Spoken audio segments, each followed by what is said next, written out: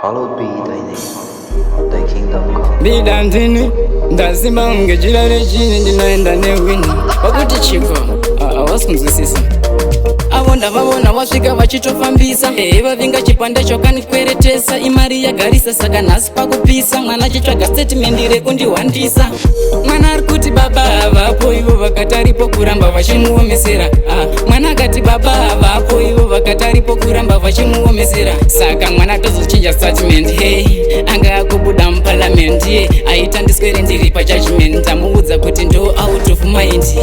baba havapo maijoni vekwakeda ndikuti havapo kozi vari pasi pembedha chimira ndipinde nhasi ndinovaita medha papa kuwanda ini ndaitozvita lida imi ndikwanirei ndiri kuda mari yangu yezvo amai joni matopinda mumba mangu amusiririswe nei mari andotsigira dengu ziso riri piriviri yasha kuitonge mungu mwana ari kuti baba havapo ivo vakati aripo kuramba vachimuomesera mwana akati baba havapo ivo vakati aripo kuramba vachimuomesera saka mwana atozochinja statement anga akubuda muparamendi aita ndiswere ndiri pajudgment amuudza kuti ndo out of mind isori zvenyu nhai maijonzo pasi pembedha ndanichimboteya gonzo nhasi chaya mari yenyu ndotambidza jonzo makuda kutozonyanya kundidyira bhonzo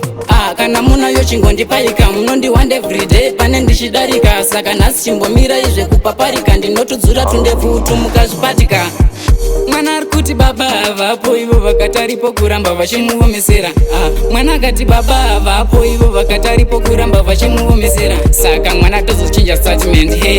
anga akubuda muparamendi aita ndiswere ndiri pajudgment amuudza kuti ndo out of mind